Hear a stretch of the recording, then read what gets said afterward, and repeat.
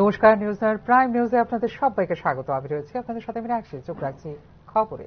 বাংলাদেশ একটি সন্ত্রাসী দেশে পরিণত হয়েছে বলে মন্তব্য করে বাংলাদেশের অন্তর্বর্তী সরকার প্রধান মোহাম্মদ ইউনূসকে তীব্র ভাষায় আক্রমণ করলেন শেখ হাসিনা। শীঘ্রই দেশে ফেরার বার্তাও দিলেন বাংলাদেশের সাবেক প্রধানমন্ত্রী। বাংলাদেশে ফিরে আওয়ামী লীগের কর্মী সমর্থকদের উপর হামলা এবং অত্যাচারের অভিযোগের বিচার করবেন তিনি। এক ভার্চুয়াল আলোচনায় দলীয় কর্মীদের সেই আশ্বাসই দিলেন সে দেশের প্রাক্তন প্রধানমন্ত্রী তথা আওয়ামী লীগের নেত্রী শেখ হাসিনা। চিন্তা করবেন না, আসতেছি আমি বলে আলোচনার একটি পর্যায়ে কর্মী সমর্থকদের উদ্দেশ্যে জানান শেখ হাসিনা। গত বছরের আগস্ট মাসে আওয়ামী লীগ সরকারের পতনের পর বাংলাদেশ ছাড়েন শেখ হাসিনা। তারপর থেকে বিভিন্ন সময়ে দলীয় কর্মীদের সঙ্গে ভার্চুয়ালি যোগাযোগ করেন তিনি। আওয়ামী লীগের সমাজ মাধ্যমের পাতায় তা সম্প্রচারও করা হয় সরাসরি। গত 24 ঘন্টায় ওই আলোচনা পর্বে দলীয় কর্মী সমর্থকদের সমস্যার কথা শুনেন আওয়ামী লীগের নেত্রী। তাঁদের পরিবারের ওপর বিভিন্ন ধরনের অত্যাচার চলছে বলে দাবি করেন কর্মী সমর্থকেরা। এইসব ঘটনার বিচার করবেন বলে তাঁদের আশ্বস্ত করেন সাবেক প্রধানমন্ত্রী শেখ হাসিনা। 1 ঘন্টা 11 মিনিটের আলোচনায় আওয়ামী লীগের সরকারের আমলের সঙ্গে বাংলাদেশের বর্তমান পরিস্থিতির তুলনা করেন শেখ হাসিনা। নিজের বক্তৃতার একটি বড় অংশ জুড়ে আক্রমণ শানান সে দেশের অন্তর্বর্তী সরকারের প্রধান উপদেষ্টা মোহাম্মদ ইউনূসকে। আমরা আমাদের প্রতিপক্ষের সঙ্গে এমন ব্যবহার করিনি, কিন্তু ক্ষমতাকে কুক্ষিগত করার চেষ্টা করছেন ইউনূস বলে মন্তব্য করেন শেখ হাসিনা। ইউনূসকে সুদখোর এবং মানবতা বিরোধী বলেও আক্রমণ শানান তিনি। গোটা বক্তৃতা বারবার আসে বিচারের কথা। যারা এই জঘন্য কাজ করেছে তাদের বিচার বাংলাদেশে হতে হবে, সেটি আমরা করবই বলে দলীয় কর্মীদের উদ্দেশ্যে বার্তা দেন শেখ হাসিনা। বাংলাদেশের পরিস্থিতির কথা অ্যামনেস্টি ইন্টারন্যাশনালের মতো আন্তর্জাতিক মানবাধিকার প্রতিষ্ঠান সহ অন্য আন্তর্জাতিক মঞ্চে পৌঁছে দেওয়ার বার্তাও দেন Sheikh Hasina. Bureau report, news now. গুজরাটের আহমেদাবাদ শুরু হয়েছে কংগ্রেসের জাতীয় সম্মেলন। মঙ্গলবার হয় সিডব্লিউসির বৈঠক, বুধবার অনুষ্ঠিত হবে মূল অধিবেশন। এদিকে অধিবেশনে যোগ দিয়েছেন দলের ত্রিপুরার প্রতিনিধিরাও। মহাত্মা গান্ধীর কংগ্রেস সরকার বল্লভভাই প্যাটেলের দিশা, জওহরলাল নেহরুর দূরদৃষ্টি এবং সংবিধান। কংগ্রেসের লক্ষ্য এই প্রতিটি দর্শন এবং লক্ষ্যে অবিচল থাকা। 140 বছরের পুরনো দলকে আবার এই ঐতিহ্যের প্রতি নিবেদিত করেই নির্ধারণ করা হবে আগামী দিনের পথ চলা। মঙ্গলবার থেকে দুদিনের এআইসিসির অধিবেশনের শুরু হলো গুজরাটের রাজধানী আহমেদাবাদে। সংবিধানকে সর্বোচ্চ চালিকা শক্তি হিসেবে রক্ষা করাই আমাদের লক্ষ্য, আর তাই মোদী সরকারের বিরুদ্ধে গোটা দেশকে একতাবদ্ধ করতে হবে, কারণ মোদী সরকার এবং বিজেপির প্রধান লক্ষ্য হয়ে দাঁড়িয়েছে সংবিধানকে পাল্টে দেওয়া, সংবিধানকে অমান্য করা। তাই সব ইস্যুকে রক্ষা করা হবে সংবিধানের নির্দেশ অনুযায়ী বলে জানিয়েছে কংগ্রেস। আগামী দিনের জন্য রাজনৈতিক, অর্থনৈতিক এবং সামাজিক ক্ষেত্রে দলের নীতি নির্ধারণ করা হবে এই অধিবেশনে বলে সাংবাদিক সম্মেলনে জানিয়েছে এআইসিসি। इतिहास में छठी बार हम गुजरात में मिल रहे हैं। भारतीय राष्ट्रीय कांग्रेस की बैठक छठी बार गुजरात में हो रहा है और तीसरी बार हम अहमदाबाद में मिल रहे हैं। आज की बैठक का विशेष महत्व ये है कि जब हम 150वीं जन्म जयंती मना रहे हैं सरदार वल्लभ भाई पटेल जी का, हमारा यहाँ सरदार वल्लभ भाई पटेल स्मारक में एक्सटेंडेड सीडब्ल्यूसी मीटिंग का बैठक करवाना मैं समझता हूँ एक हमारा फर्ज बनता था और हमारा कर्तव्य था, और एक देश की राजनीति के लिए भी हम संदेशा दे रहे थे। इस किताब को लेकर, भारत के संविधान को लेकर, जो हमारे संविधान के प्रस्तावना में पहली ही लाइन पर जो लिखा गया है, सामाजिक, आर्थिक और राजनीतिक न्याय, इसी को लेकर कांग्रेस अध्यक्ष जी, राहुल गांधी जी और सभी सदस्यों ने बात की, और कल के प्रस्ताव में यह प्रतिबिंबित होगा कि क्या कांग्रेस पार्टी की क्या एजेंडा है सामाजिक न्याय को लेकर, राजनीतिक न्याय को लेकर और आर्थिक न्याय को लेकर। इस पर विस्तार से हमारे प्रस्ताव में चर्चा होगी, और कल इस पर एआईसीसी बैठक में भी लोग इस पर अपनी राय देंगे। সোনিয়া গান্ধী এবং রাহুল গান্ধী যোগ দিয়েছেন মঙ্গলবারের অধিবেশনে। এদিন সর্বাগ্রে অনুষ্ঠিত হয় কংগ্রেস ওয়ার্কিং কমিটির বৈঠক। সামনে বিহারের বিধানসভা ভোট, ফলে জোট রাজনীতির ক্ষেত্রে গুজরাট এবং কর্ণাটকে কি ভূমিকা নিতে চলেছে কংগ্রেস তা জানতে চাইছেন দলীয় কর্মীরা। ইন্ডিয়া জোটের বর্তমান তথা ভবিষ্যৎ কি এটাও জেনে নিতে চাইছেন কংগ্রেসের নেতাকর্মীরা। মল্লিকার্জুন খার্গে সভাপতি, সুতরাং তার বক্তৃতা বিশেষ গুরুত্বপূর্ণ, কারণ তার মাধ্যমেই দলের অবস্থান জানাবে গান্ধী পরিবার। অন্যদিকে আবার ওয়াকআউট বিল পাস হওয়ার পর দলের ওই বিলের বিপক্ষে প্রচারকে কতটা পর্যন্ত নিয়ে যাওয়া যাবে, কিংবা আর এই বিষয়টি নিয়ে বিশেষ উচ্চবাচ্য করা হবে কিনা, এই দিশাও দেখাবে চলতি অধিবেশনে। এদিকে কংগ্রেসের আহমেদাবাদ অধিবেশনে ঠিক পরে এপ্রিলের তৃতীয় সপ্তাহে কংগ্রেস শাসিত রাজ্য কর্ণাটকে নিজেদের সর্বোচ্চ নীতি নির্ধারণ কমিটি কর্মসূচির বৈঠক করতে চলেছে ভারতীয় জনতা পার্টি। বেঙ্গালুরুতে হবে কর্মসমিতির বৈঠক, আর তার আগেই অবশ্য দলের সর্বভারতীয় সভাপতি নির্বাচন সেরে ফেলবে ভারতীয় জনতা পার্টি। নিয়ম অনুযায়ী ওই নতুন সভাপতিকে কর্মসমিতির পাশাপাশি হতে চলা রাষ্ট্রীয় কাউন্সিলে অনুমোদিত করে নেবে বিজেপি। আহমেদাবাদে 64 বছর পর অধিবেশন করে মোদীর রাজ্যে প্রবেশ করে মোদীকেই চ্যালেঞ্জ জানানোর বার্তা দেওয়ার চেষ্টা করছে কংগ্রেস, আর সেই কারণে এবার বিজেপিও কংগ্রেস শাসিত কর্ণাটককে বেছে নিয়েছে দলের সর্বোচ্চ অধিবেশনের জন্য। অধিবেশনে গ্রহণ করা হবে রাজনৈতিক ও অর্থনৈতিক প্রস্তাব। এদিকে মঙ্গলবার থেকে শুরু হওয়া এই অধিবেশনে কংগ্রেসকে সাংগঠনিকভাবে পুনরুজ্জীবিত করার উপায়গুলো, বিশেষ করে জেলা কংগ্রেস কমিটিগুলির জন্য পরিকল্পনা এবং আসন্ন নির্বাচনের জন্য দলকে একত্রিত করার উপর আলোকপাত করা হবে বলে জানিয়েছে এআইসিসি নেতৃত্ব। কেন্দ্রীয় সরকার যখন মার্কিন প্রেসিডেন্ট ট্রাম্পের শুল্ক নির্দেশনা মোকাবেলা করার জন্য লড়াই করছে, তখন রাজনৈতিকভাবে কি অবস্থান নেবে কংগ্রেস তাও পরিষ্কার হবে এই অধিবেশনে। নরেন্দ্র মোদীর সরকার এবং বিজেপি আরএসএস এর রাজনীতি এবং নীতির বিরুদ্ধে বাধ্যতামূলক কঠোর আলোচনার পাশাপাশি নির্বাচনী প্রক্রিয়া, যার মধ্যে ভোটার তালিকা প্রস্তুতি এবং ইভিএম সম্পর্কিত বিষয় নিয়ে উদ্বেগ প্রকাশ করা হবে এই অধিবেশনে বলে মনে করছেন রাজনৈতিক বিশ্লেষকরা। জনসংখ্যা ভিত্তিক সীমানা নির্ধারণ সূত্র, ইউজিসি খসড়া নিয়ম, কৃষকদের এমএসপি সমস্যা, যুবকদের বেকারত্বের মতো বিষয়গুলির বিরুদ্ধে প্রতিবাদের পাশাপাশি অর্থনীতির অবস্থার তালিকা প্রকাশ এবং বিস্তারিত আলোচনাও করা হবে এই অধিবেশনে। ফিওরো রিপোর্ট, নিউজ নাও। রাজ্যে ক্রীড়া জগতের বিতর্কিত নাম পলাতক রূপকদীপ রায়ের বিরুদ্ধে আবারও একবার দায়ের হল মামলা। বিভিন্ন ইভেন্টে জাতীয় আসরে রাজ্যের নাম করে বহিরাজ্যের খেলোয়াড়দের মোটা অঙ্কের অর্থের বিনিময়ে সুযোগ করে দেবার অভিযোগ নিয়ে পূর্ব আগরতলা থানায় দায়ের করা হল মামলা।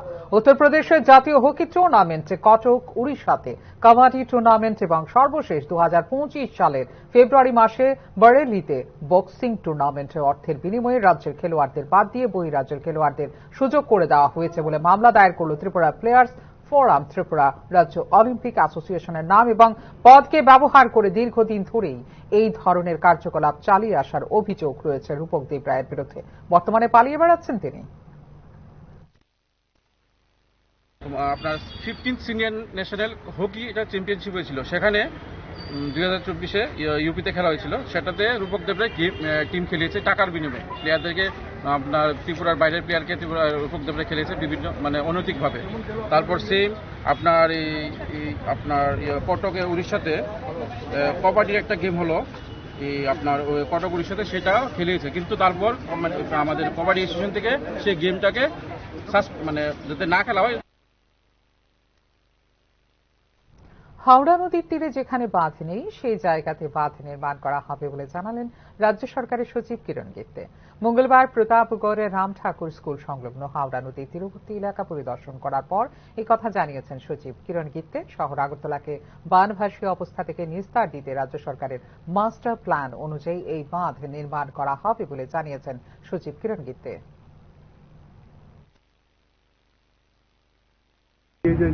হাওড়া নদীর জল ফ্লাডের সময় আমাদের শহরে ঢুকে, এখানে অনেক ফ্যামিলি আছে, এটা আফেক্ট হয়। ওয়াটার রিসোর্স ডিপার্টমেন্ট থেকে আমাদের এখানে বাঁধ নির্মাণের পরিকল্পনা আছে। আমরা কয়েকদিন ধরে কাজ শুরু করব। আশা করব কি ये বাঁধ হওয়ার পরে আমাদের আগরতলা শহরের যে ফ্লাডের সমস্যা এটা কমবে অনেক। স্যার, এখন তো বর্ষাকাল সময় আসছে স্যার।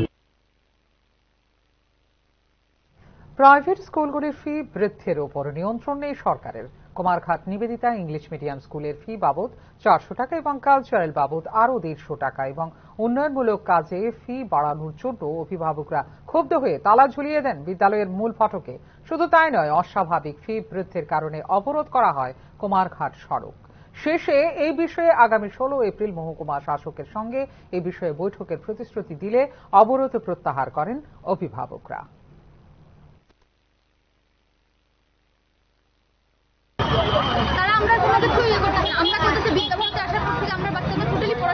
মানে খুব খারাপ অবস্থাতে গেছে স্কুলের পরিকাঠামো দেখতে গিয়ে কোনো ভালো না, বেতন তো এদিকে বাড়াই যাচ্ছে কিন্তু সেই তুলনায় স্কুলের কোনো উন্নতি নাই। ছাগল মুরগি গরু স্কুলের স্টুডেন্টদের সাথে ক্লাসে গিয়ে ক্লাস করার শুরু করে দেয়।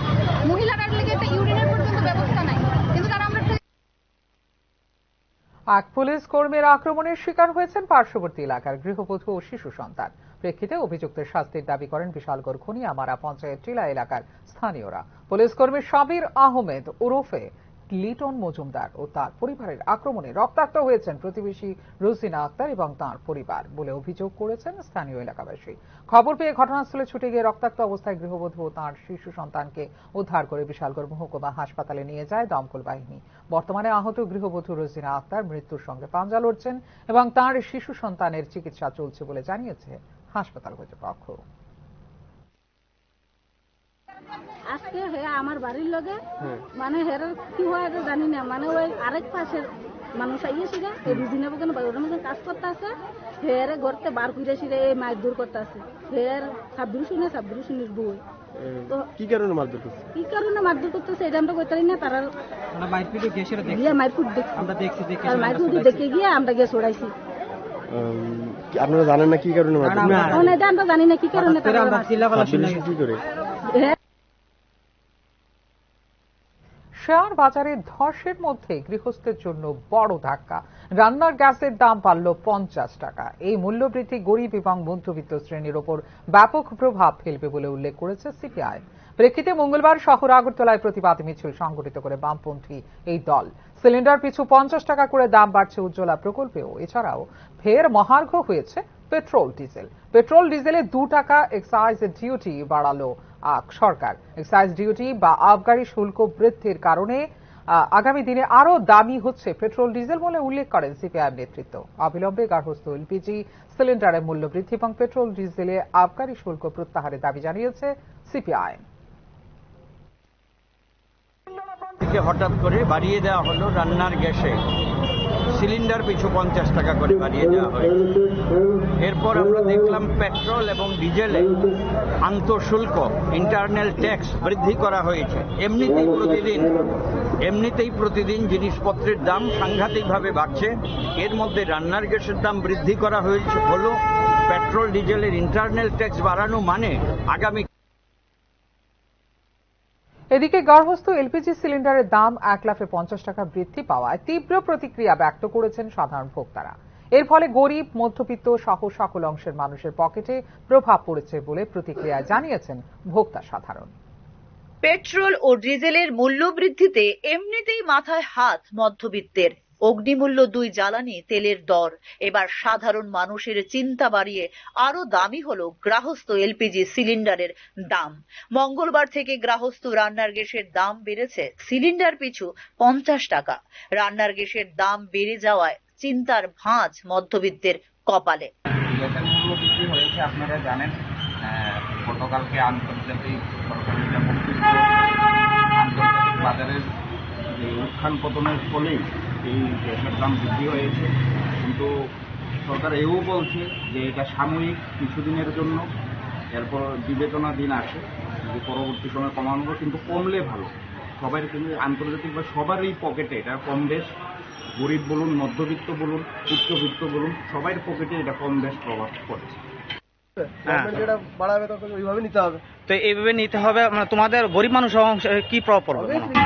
বাড়ছে রেটে প্রবলেমই হবে না। কিরকম? 50 টাকা তো কম না কথা হচ্ছে এটা, 50 টাকা নিতে পারবে। মঙ্গলবার থেকে 50 টাকা দাম বৃদ্ধি পাওয়ায় ত্রিপুরার ডোমেস্টিক এলপিজি সিলিন্ডারের দাম 928 টাকা থেকে বেড়ে হয়েছে 978 টাকা। এক ধাক্কায় গ্যাসের দাম 50 টাকা বৃদ্ধি পাওয়ায় গরিব মধ্যবিত্ত সহ সকল অংশের মানুষের পকেটে প্রভাব পড়েছে বলে প্রতিক্রিয়ায় জানিয়েছেন ভোক্তা সাধারণ। 50 টাকা বাড়লো, গরিব মানুষের খুব অসুবিধা হয়েছে।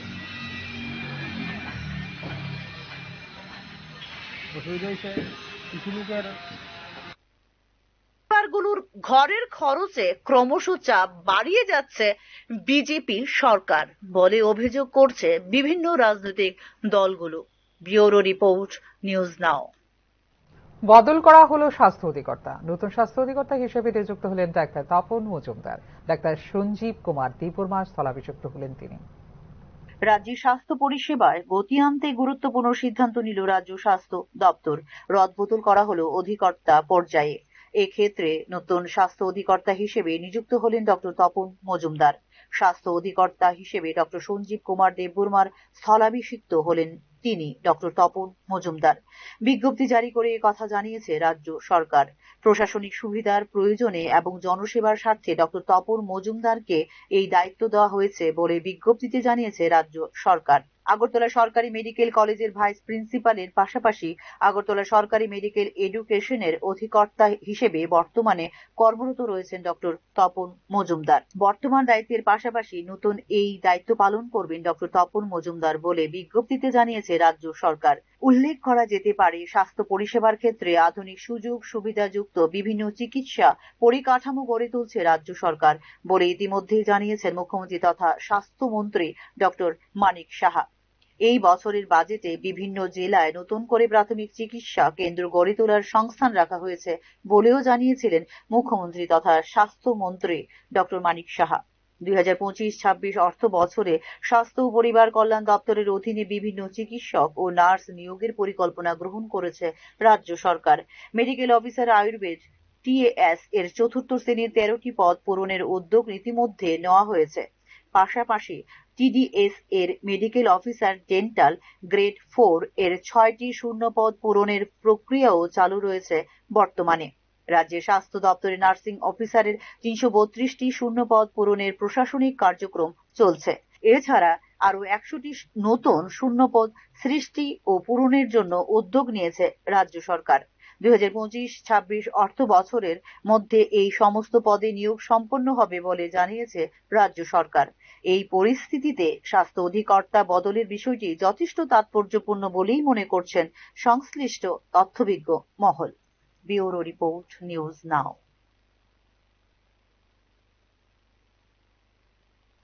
নিয়ে নিচ্ছে একটা ছোট্ট বিজ্ঞাপন বিরতি। বিরতির পর ফিরে আসবো অন্যান্য খবরের সঙ্গে থাকবেন। আপনি দেখছেন নিউজ নাও, আমরা জানি কোনটা খবর।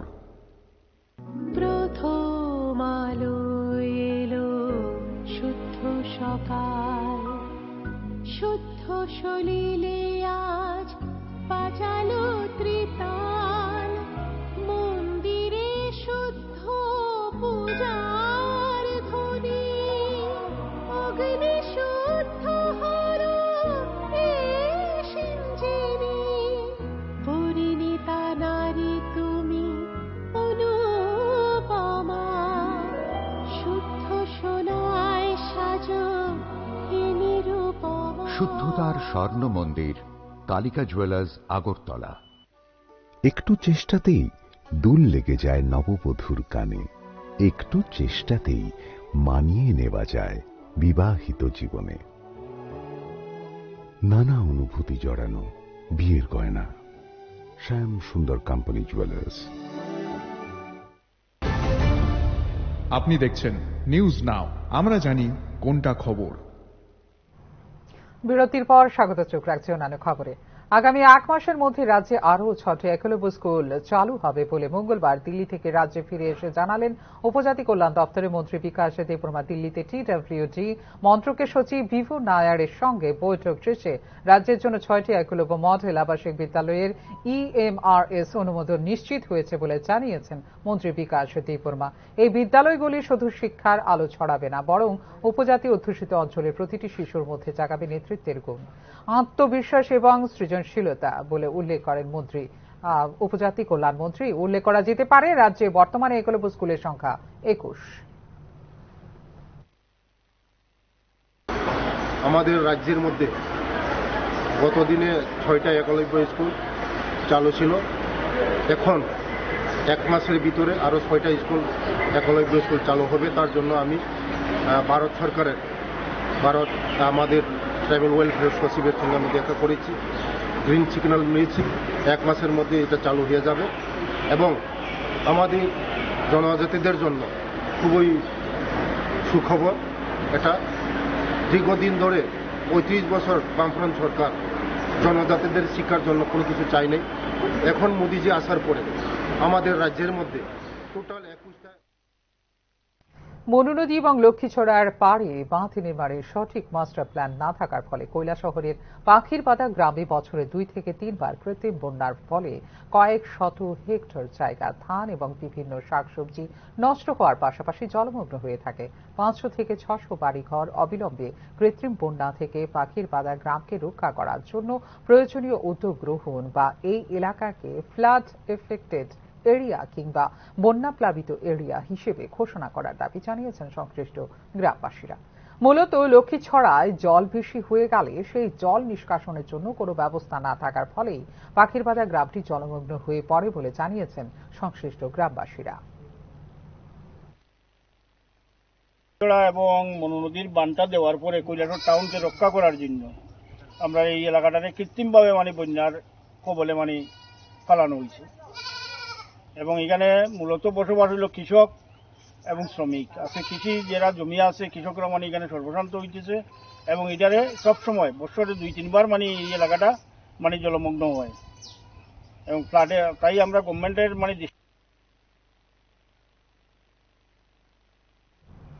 এখনকার মতো এই মুহূর্তে সংবাদ এই পর্যন্ত। অন্যান্য আপডেটস দেখার জন্য অবশ্যই নজর রাখতে হবে নিউজ নাওর পর্দায়। নমস্কার, শুভরাত্রি।